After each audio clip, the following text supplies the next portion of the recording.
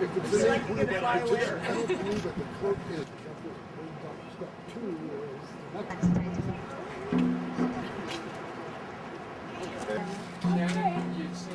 Did you say your name was Kelly? Kelly, yeah. Teabag.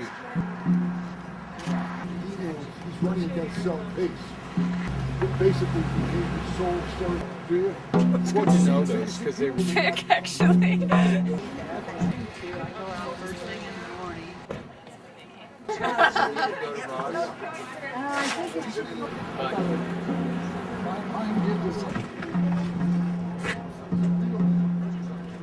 Yeah.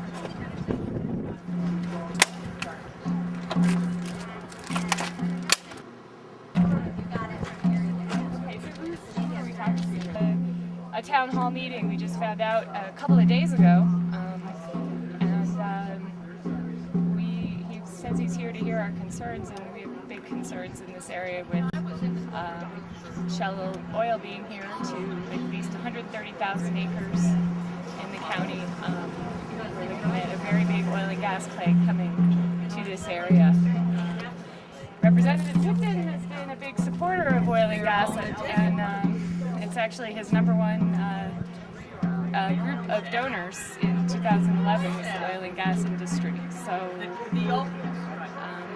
here to make sure that he knows what we're concerned with, and that everybody else who's coming to this as well, is that there are people here that are very concerned about the oil and gas drilling coming to our area with Shell.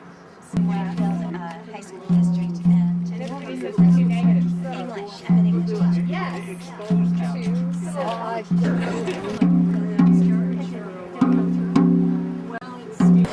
it right? Get you at an angle.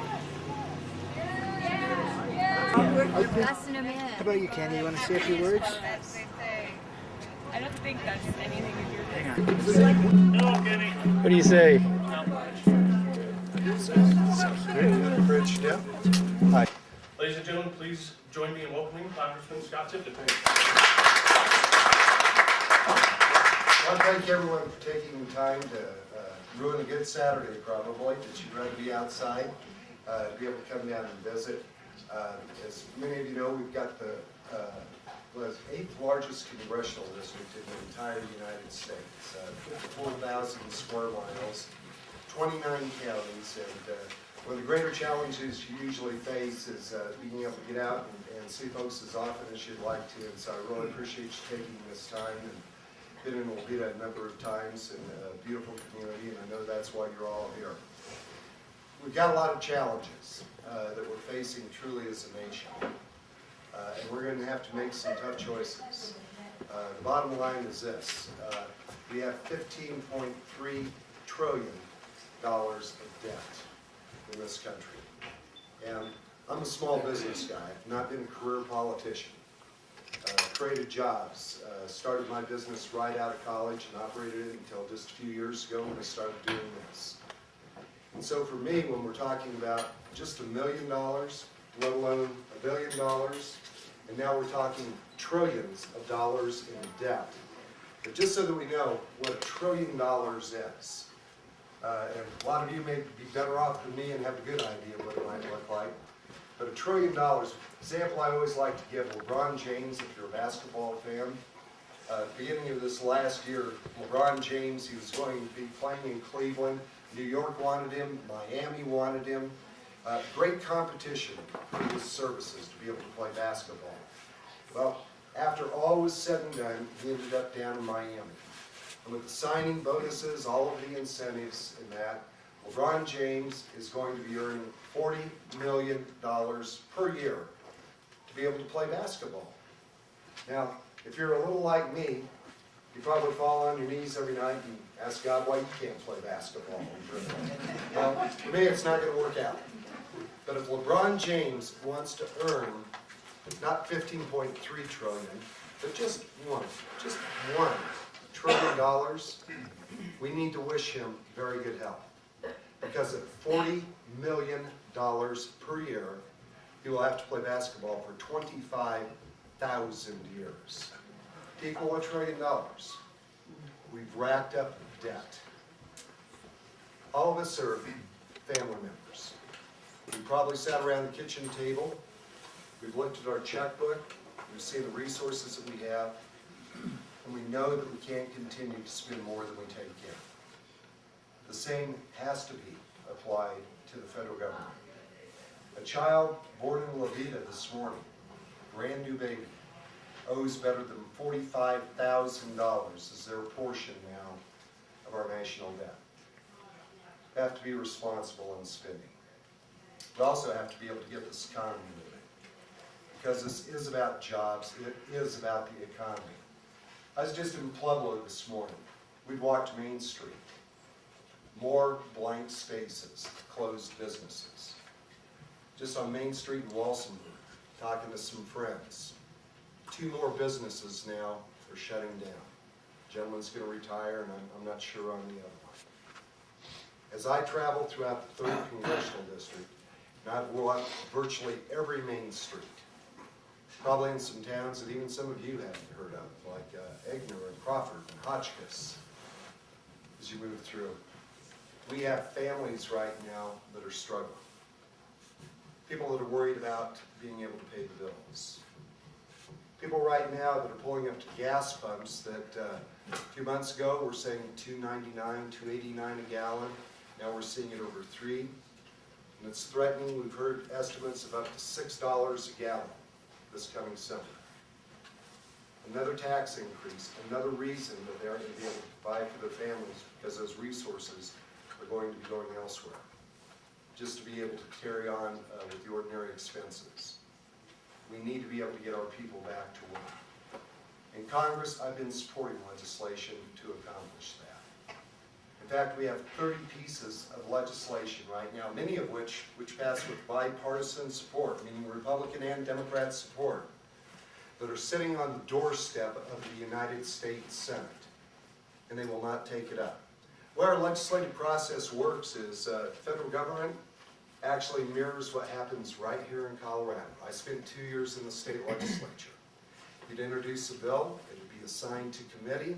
If you passed it out of committee, it would go to the floor, it would be voted on, it would then move over to the Senate if it passed. Assigned to committee again, come back to the floor for a vote. If it was approved, it would go to the governor for signature. Same way the federal government is supposed to work. But it's only the House of Representatives. The House, by the way, has dealt with every piece of legislation that the Senate has actually acted on. 30 pieces of legislation, job-creating legislation, to be able to get this economy moving, to be able to get our people back to work, that are sitting on the doorstep of the United States Senate.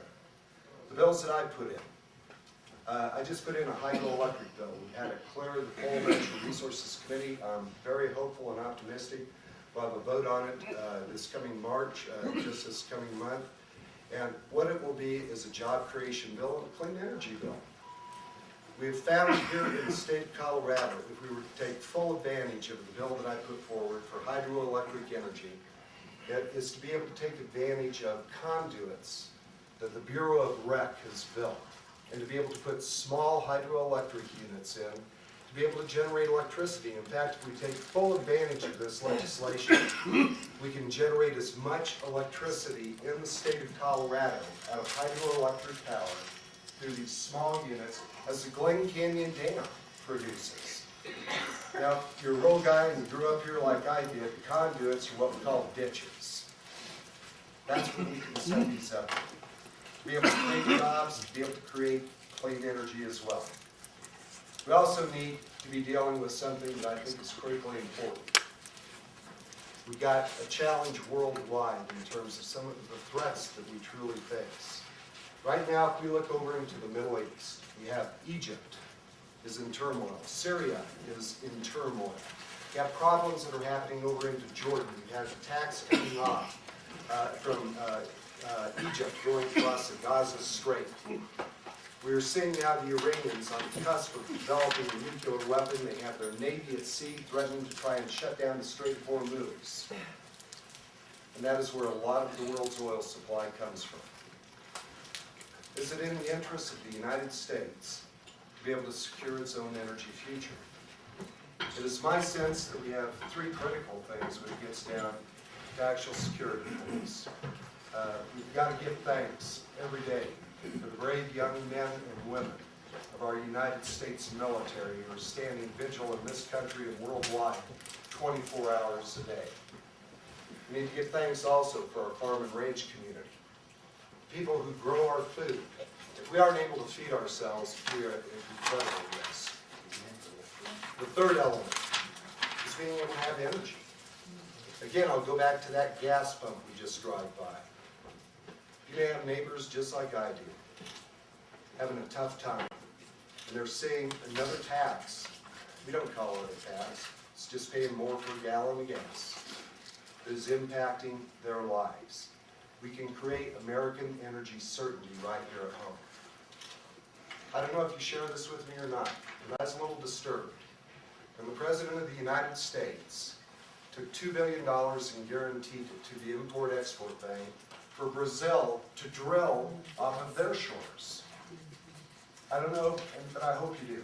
I hope you share this with me. If we are going to invest $2 billion in energy, let's do it on American soil, create American jobs, help create American energy security, and be able to get Americans back to work. For me, that's common sense. Yes, sir. Yes, I have a question that's got a couple of points to it. My name is Ken Sadak, by the way, Mr. Tipton. My first part of the question is how, and I would ask this of any politician standing in front of me, local, national, how do you look your constituents in the face and tell them that you represent them when you are in the process of making decisions about gas and oil development and your biggest campaign contributions come from that industry? To me, that's just like a no-brainer. You take money from somebody, you are beholden to them. And on the second point I'd like to make is get your response to, we talk about this Shell and everybody else talks about energy independence, and yet I'm reading increasingly these reports of LNG being exported to China and India. So what we have here is we have a place like Huerfano where Dutch company comes in, drills and fracks us, poisons our air and water, sells the product to the third world, and then we talk about energy independence? Laughable. Sir, what is your, how do you take money from the energy industry and then vote on legislation? You know, I guess that always goes both ways, because you may have people that are going to be receiving money from unions. Are they beholden to the union? Yes. Yeah. Okay. Anytime you get paid, you're I guess a lot of it is how you approach it. Like I say, I'm not a career politician. You've got to be able to raise money because the ads you've got to buy. You've got to be able to get out and get your message out, to be able to communicate it. But I don't feel when we receive a contribution that I owe anybody anything. I've got beliefs, some of which I just shared. If that happens to correspond, yeah, I guess it does. But when you're talking about exporting energy, part of the reason that we are exporting LNG going out is we haven't built out the infrastructure to be able to actually deliver that. That's something that we can work on. T-Boone Pickens plan. Something that I think that we ought to be exploring as part of the energy solution for this country. Right now, if you had an LNG vehicle that's sitting out here, where are you going to fill it up? We've got a gas station down the road. We don't have an LNG facility down the road. So part of the reason they will find a market for that, they will find a market for it. Let's create the market here. Let's help create that energy certainty right here in America for American people to be able to make sure that we have our needs met, build out jobs and get this economy moving. I'm Dr. Mary Jensen. I don't know if you've had an opportunity to view this article that was in both of our local papers. No, I haven't seen that. It is basically a grassroots effort put together by citizens documenting the scientific evidence of the health and safety problems with oil and gas drilling. And if many of us are opposed to oil and gas drilling, the health and safety effects, and I'm wondering if you can commit to us and tell us at least 3 things that you would definitely sponsor in terms of improving the health and public safety aspects of oil and gas drilling. First, I think with unanimity of opinion, everybody, Republicans, Democrats. I'm asking for specific we are things. all, 3. we are all, well, come up with three off the top of my head of what we're going to do. We're going to protect and make sure that we aren't getting into the water table. We just had before Natural Resources Committee, Director Addy of the BLM, Harris Sherman of the Forest Service, and in former Secretary of the Interior, Bruce Veta. And I asked a question because I wanted to know. I said, how many fracking operations have we had in this country? Any idea? Oh, there's hundreds of thousands. Over 1 million. Over 1 million. So you may be surprised just as I was surprised. And so I asked him because I'm curious. Because we'll see a lot of articles, we'll hear a lot of assertions.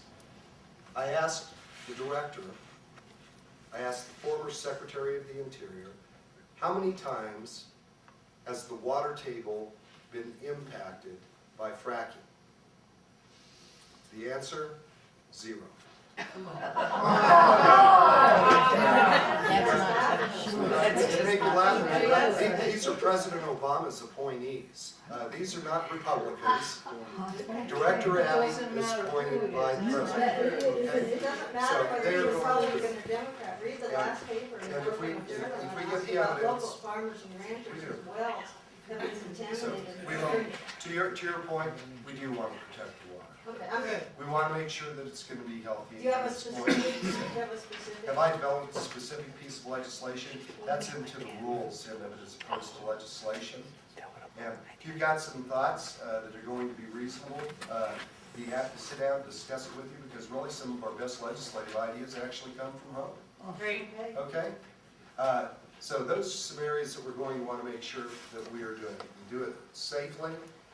We make sure, I happen to agree really with Governor Hickenlooper, who, again, by the way, says this is safe.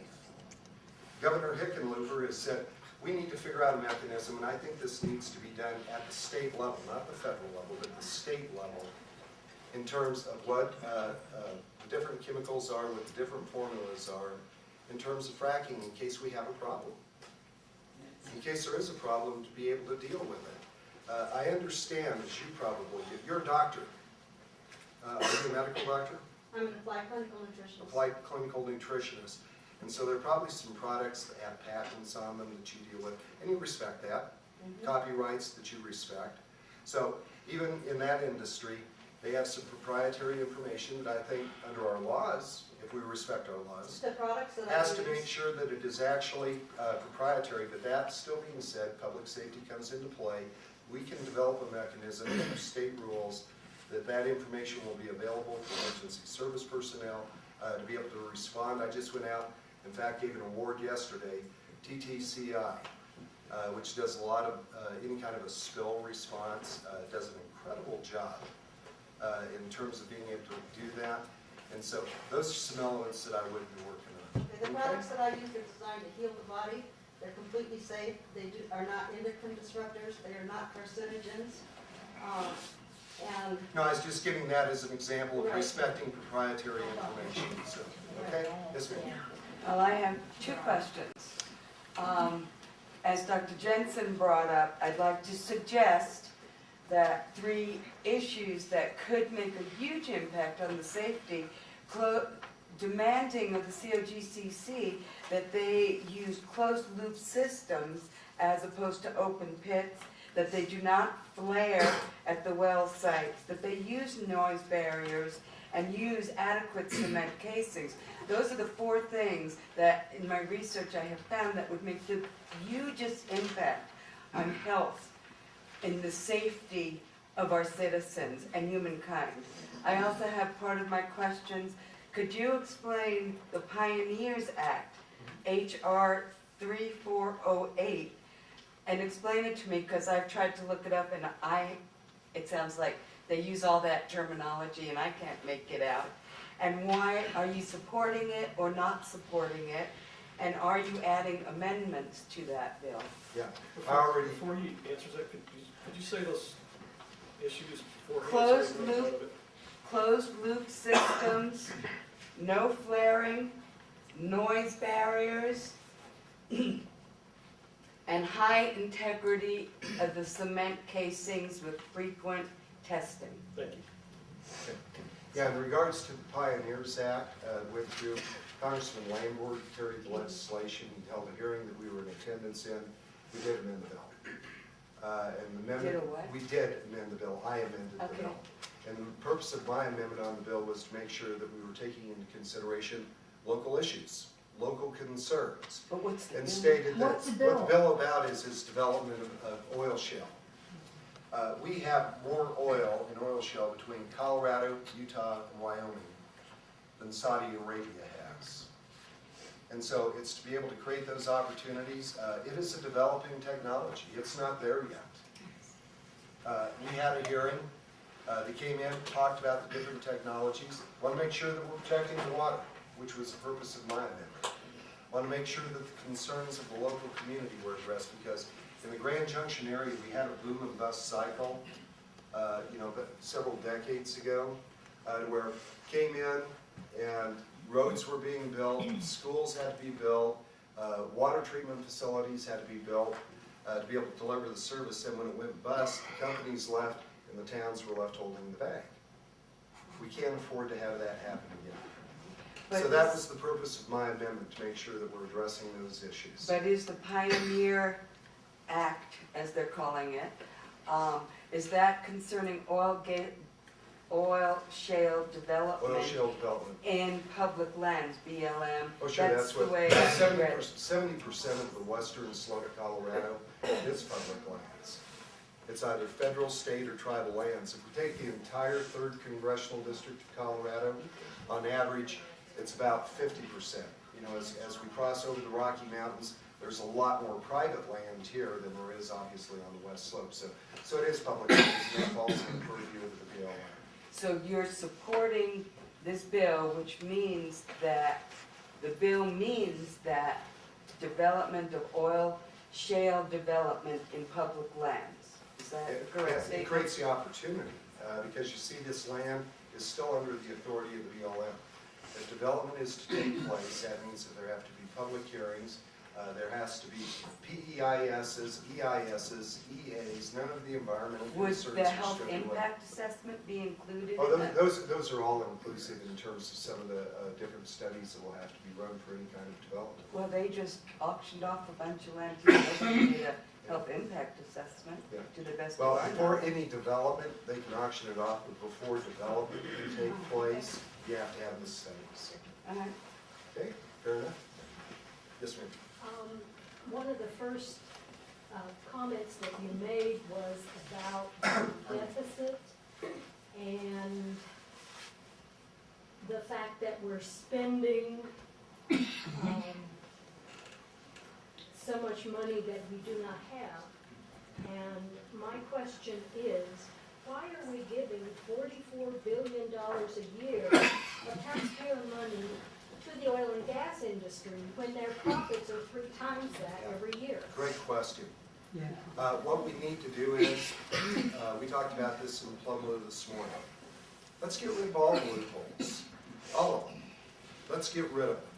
But let's also make sure that we're standing up for America to make this a place that's going to be growing and developing.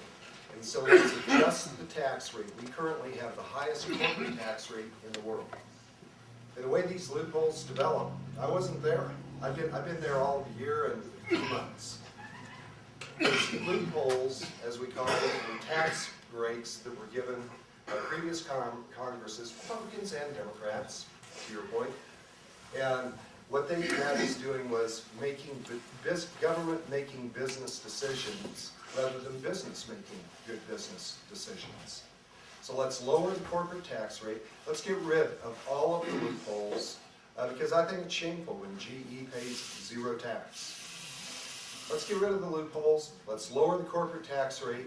Let's make America a place where people want to come and do business in this country, in the world. And let's go ahead and make a tax code that is flatter, fairer, and simpler.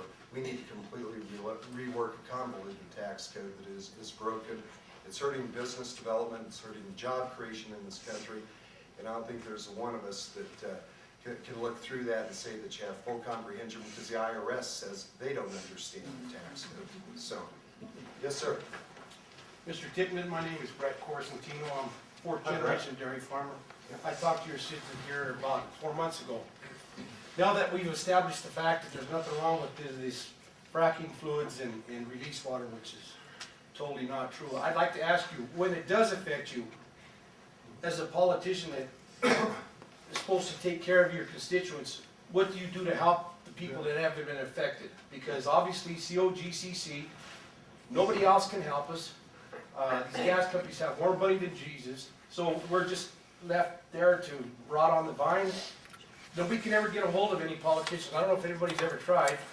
The only time, Mr. Tipton, we can get a hold of people is to come to events like this. It's dang near like a First Amendment violation. I can't get a hold of the governor. I can't get a hold of anybody. Nobody can help. Nobody seems to care. It's all about the money. So my question is to you, when you are affected financially and it puts you out of business down there, what can you do to help people? Yes. I think actually, Brett, didn't we talk a couple of years ago? We might have. Yeah, I think we did. You know, because in terms of, you know, some of the development that you were having and that going on, we'd be happy to help facilitate that with the governor's office, because these are state rules that we're living under primarily right now. And if we can get, looks like you've got a little bit of a packet, we'll be happy to help pass that on and see what can happen with this. Congressman, I got to tell you, we got to revamp COGCC.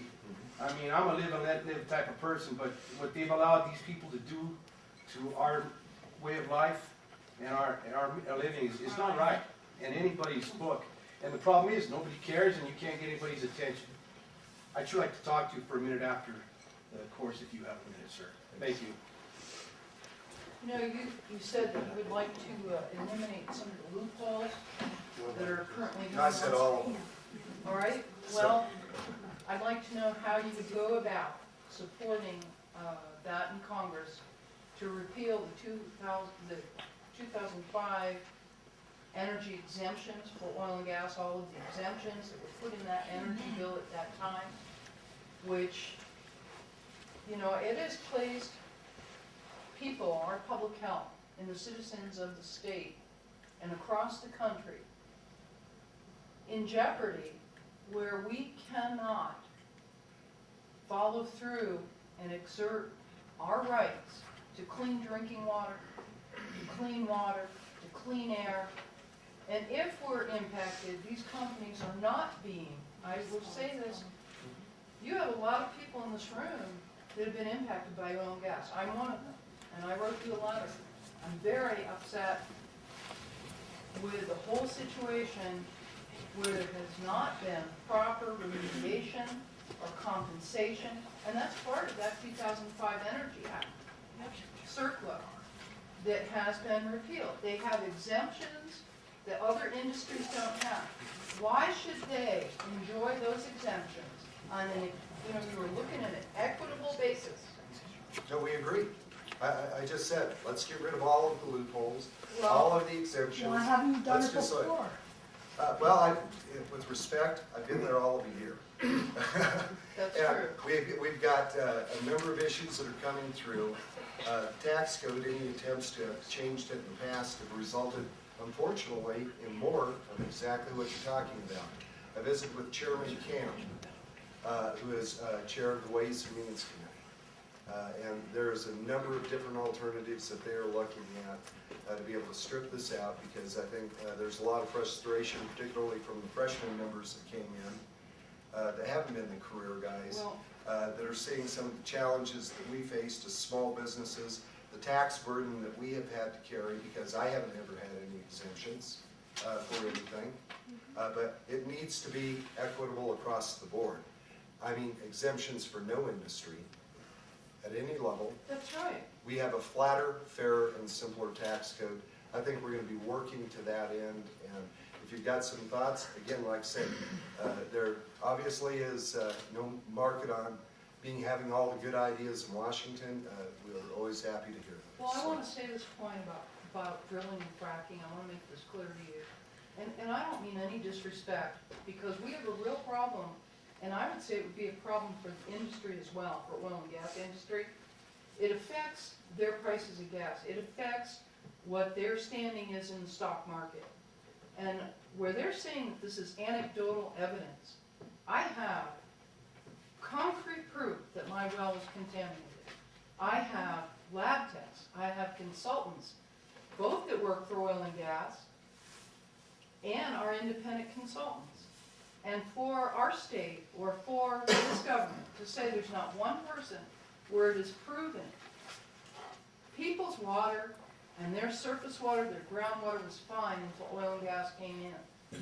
And all of a sudden, even people that have signed leases, that have royalties from New York all the way through 34 states, there are people impacted, hundreds and hundreds of people. And I will tell you, I have documentation of it. And what did our state say? Oh, well, that was probably naturally occurring because she had a landfill on her ranch. I have no damn landfill. They own that. They're going to drill a gas well on it. They put a pipeline across it. And I got compensation for damages only. I lost my business. I lost my ranch. They own it now. And what do I have? Very, very little. And this is happening across this country to families. And it's not about us against them. And we got to stop that in our communities. That's happening in the paper here. And people go, oh, that's one of them. I had some guy drive up a truck and call me a greenie. I said, well, if a greenie is somebody that did ranching, I owned a ranch. I had a working ranch. You know, and I lost that. I couldn't live there because I had nosebleeds and headaches. There were open pits up above me. And everybody says, well, that's different because it's CBM drilling, coal bed methane. No, sir, it's not. Because what happened there was the cementing was bad. I had National Academy of Science people look at this case, and that's what I was told, that cementing was bad. Can we get a copy of what you have? That's the letter I gave you. Okay, no, but I need a copy of the study. I've seen one. It would be thousands of documents. I'd be glad to make up Well, you can get that on the CDs for cementing, you. because I think, you know, it's always our contention, it's gotta be done safely. But I So have to cementing tell you thing that you're talking about, I think it's important, and that's what you're The speaking state of Colorado will tell you a different story, and we can agree to disagree. I try to be respectful to everybody. But my life has been destroyed by what happened. My life turned upside down. It is not okay to run people over in the state, whether you're a royalty owner, whether you're a landowner, and you're just in the way. I don't appreciate it. I don't appreciate it, and there are many people in this room that could tell you their stories. There are people in here that have had to sign agreements not to talk about it. So how do we know people haven't been fracked, or during drilling, or during the end process, or whatever? We don't know, because there's too many improper, unethical things going on in this country, and our state does not protect our public health and welfare, in my opinion. And what happened to me, they fined them 3 times. Pioneer Natural Resources fined them 3 times. And that money went to courthouse repair in Los Angeles County. How do you think that makes me feel, sir? That is not okay. It needs to go into a fund so when people are impacted, they're on even ground with these corporations. That's not right to run me out. I was starting a business for suicide teens. I had just built for 3 years with my brother and my neighbors in my own hands to set this up. And then I was in litigation for 3 years. And my whole, everything was gone to hell. I lost my savings, 28 years as a teacher. I'm a therapist. Early childhood interventions, 0 to 6, that means prenatal. And am I looking at these chemicals? There were chemicals in my well. It's documented. But it's not naturally occurring when you have toluene in your well. That is not naturally occurring. And it's happened to several people in this room. Thanks, Chairman. Yes, ma'am. I've actually got 2 questions. My first one, as I'm sure you're aware of, the opinion of the average American for Congress is rather low at this time, the major problem being gridlock, excuse me, in Congress. Can you tell me first how many times you personally, and I would ask this of any politician, how many times have you crossed the aisle in your voting? You know, like I said, I don't know, I can't probably give you a number. Ed Perlmutter and I are co-sponsoring legislation. The hydroelectric bill that I mentioned. We have two Democrat legislators out of California that have signed on as co-sponsors. I've co-sponsored a number of pieces of legislation that come from Democrat colleagues that are there. So, like I said, I'm not keeping that kind of a scorecard because when I'm voting, I'm trying to do to the best of my ability what I hope is right, that reflects the values that I have as well. So. My second part is I live about 15 miles north, excuse me, and recently had my well go dry. My neighbor's well has just gone dry also. And we are at the junction now where a lot of the water rights have been bought up by Shell. And obviously they're going to be right where I am.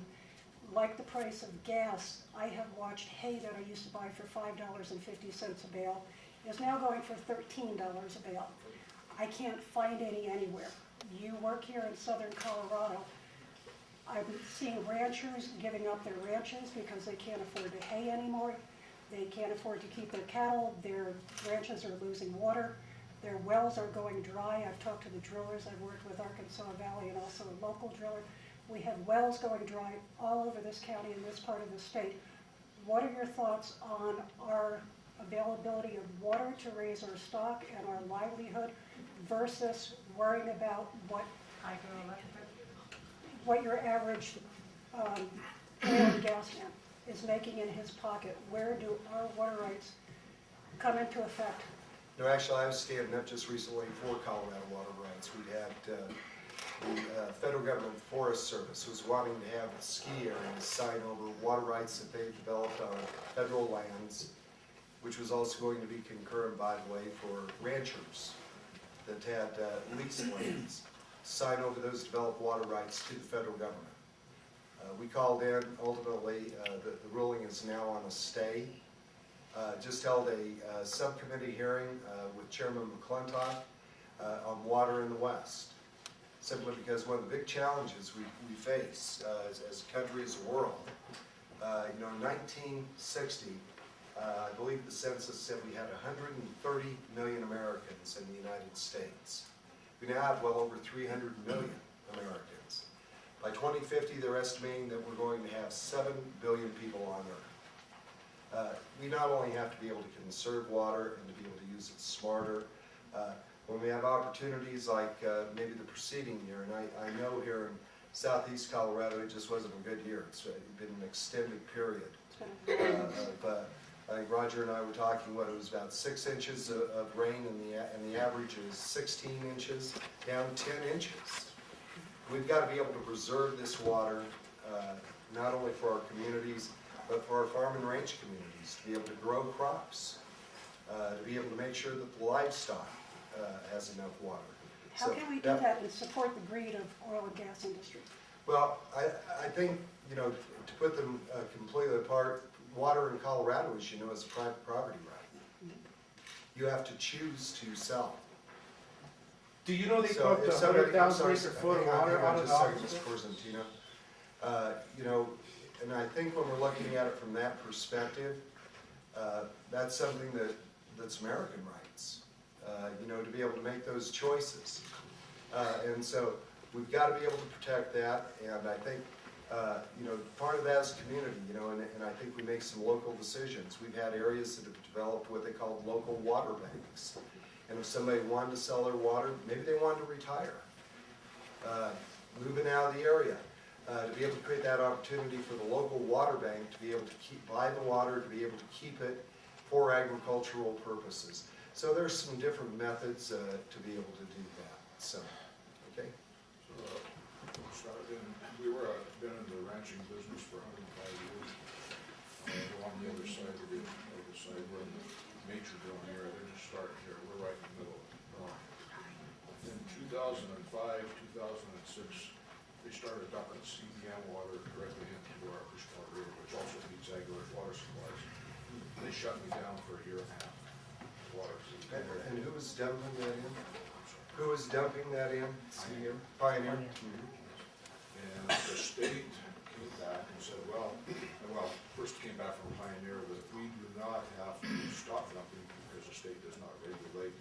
this case, it was high levels of sodium. It's probably 50 to 60 times the level that you get in standard drinking water in this area. Okay, well, we're talking 40 parts per million of sodium versus, in the case they were dumping, was over 700. Well, it would kill my crop, so I shut it off. We lost all of our alfalfa in the next 2 years because we couldn't, and the state wouldn't stop it.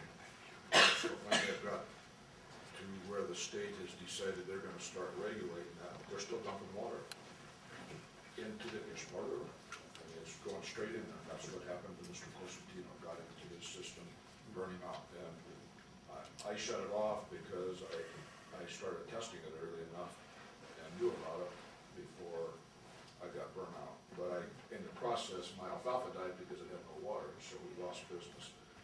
Of all the years of 105, I've only been here 60 years, but of those, the toughest times we've had is with the gas. We've gone through every drought that since time, in my case, and fires, we've gone through fires, we've gone through cycles of cattle up and down, which would make sure breaks you, and we've gone through, but now they're destroying our water on the surface, they're destroying underground, they're drying up our livestock wells, and then what happens is, nobody wants to buy the property because there's no water on it, so everybody's moving out, you can't develop on it. The gas companies will come in and take it for, cents on the dollar, and then what happens, there's gonna be no businesses there when I'm gone. So, we've gotta do something different. We're not balancing it. Drilling can be done right. I'm not opposed to drilling, I'm not opposed to drilling, we all have, we need that, but we need to do it right, and it's not happening in the state of Colorado. No, I agree. I wanna make sure it's done right. I don't wanna sit there and just keep beating it, but it's not being done right here. They don't test for fracking compounds. They say they never found any in water. Tell you what, you cannot afford to test for all the chemicals that they can put in. There's over 250 of them. Many of them are hazardous on your health. And nobody tests for them. And they're actually discharging to the surface on our fracking equipment. And not only groundwater, it's going to the surface because we got open pipes that come from the gas wells directly into our springs, which also feeds my irrigation system, plus a lot of wells in that whole watershed. And sooner or later, we're gonna have some problems. I'm not so sure we don't already have health-wise. The dust is unbelievable. Appreciate your comments. Thank you. Yes, ma'am. Yes, so as you can see, there's at least 3 people in this room who said they've experienced problems from drilling.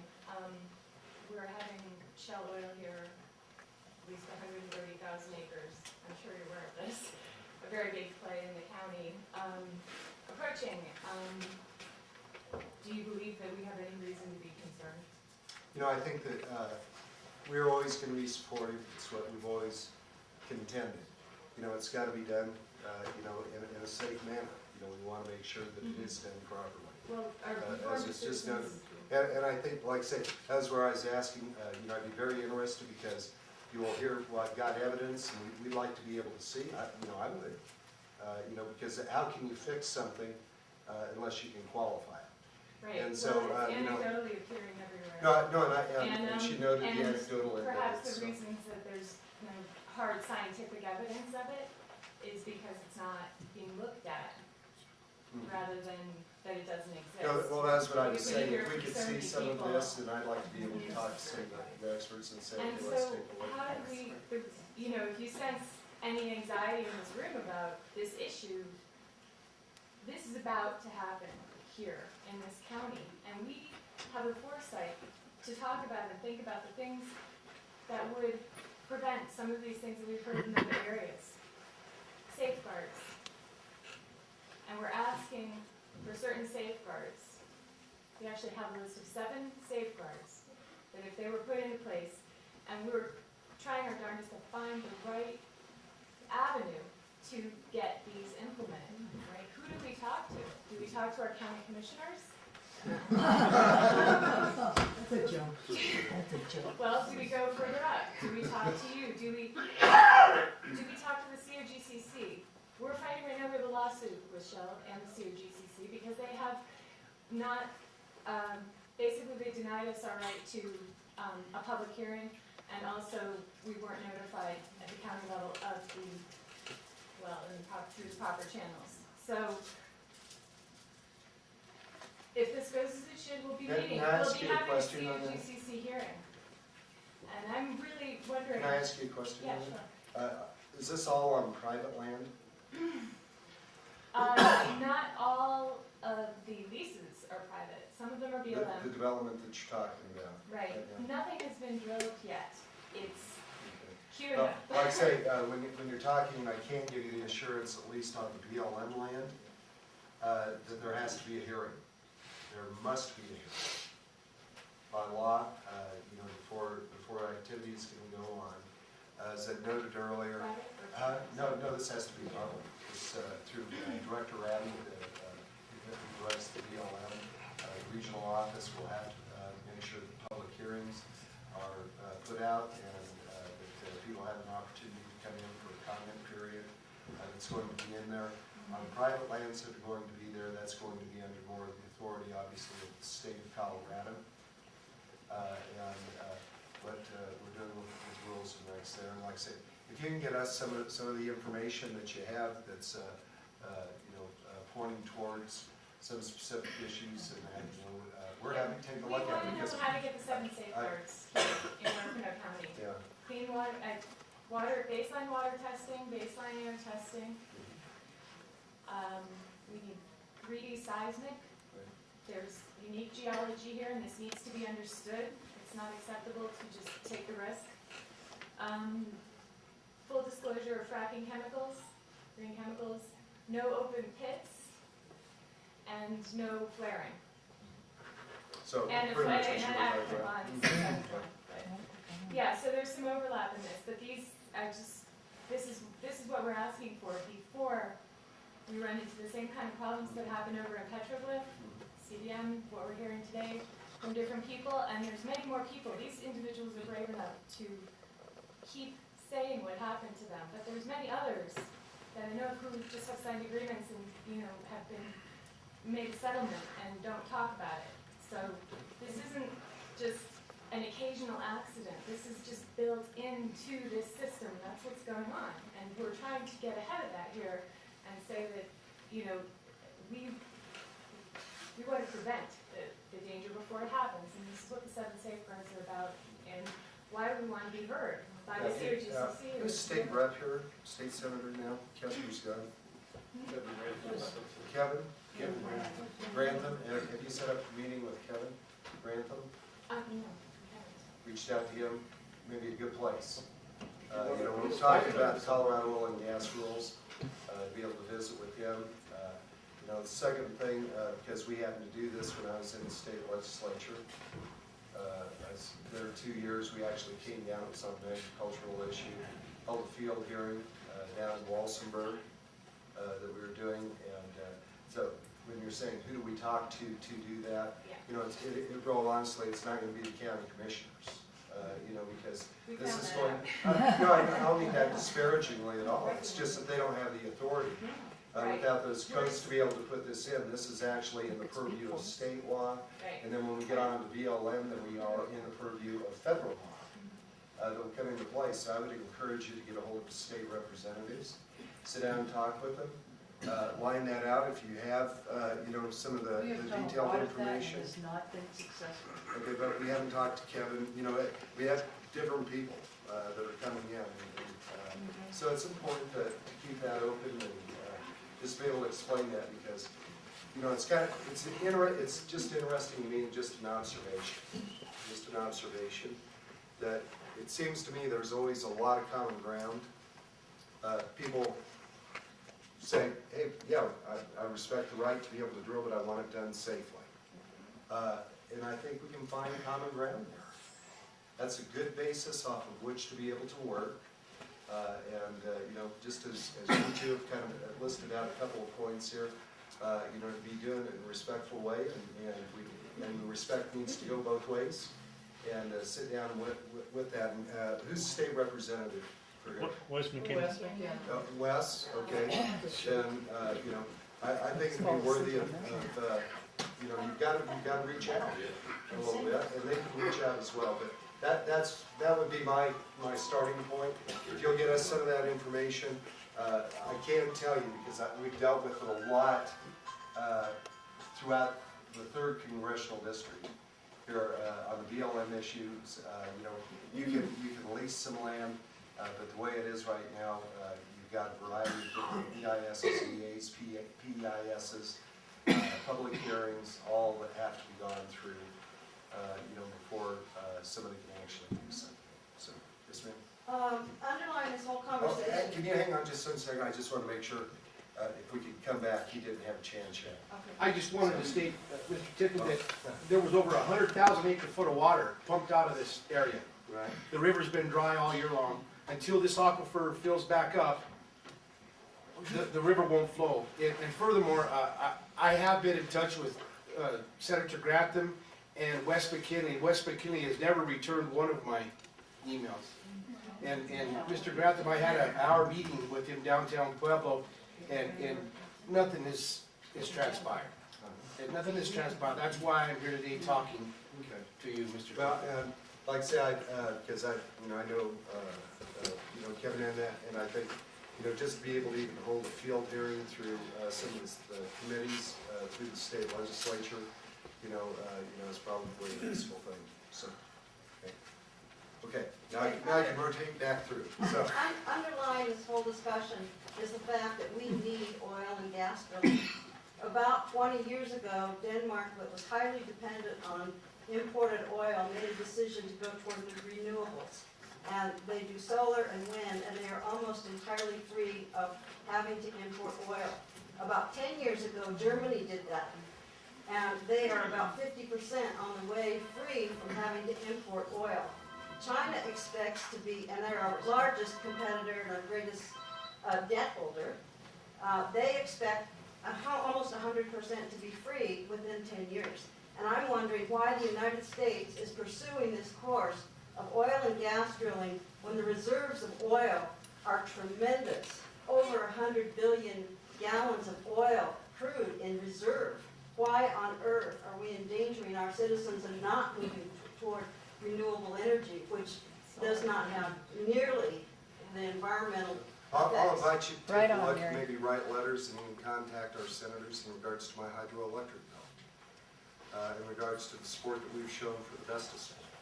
It needs to be on all of the above, and I'm not sure where you got your figures, but I do know that the Chinese are building oil refineries.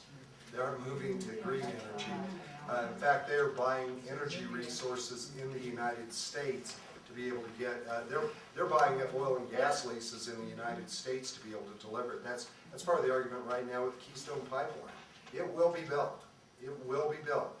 Is it going to go to China, or is it coming down through the United States? China is now the largest producer of photovoltaic panels in the world. They're selling them, not using them. They're using them. They're primarily selling them. So, yes, ma'am.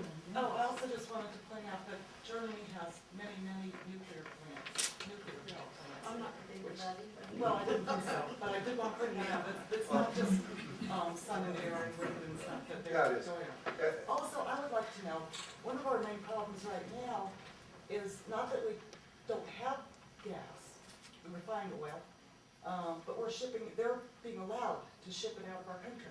And I want to know what you guys are Part of doing. it goes back to his original question there, to where we don't have the distribution network. We don't have, if you will, the filling stations for gas. No, I'm talking for about gas, I'm talking about gasoline gas. Oh, yeah. The gasoline gases is because demand is down. We do have a world market. Demand is down, prices Demand is are down. down. They should They're be. shipping it out, why? Okay. The reason it is it is still based off of the world market in terms of the pricing. And so while demand is down in the United States, in fact, if you look at some of the statistics, our demand is down significantly.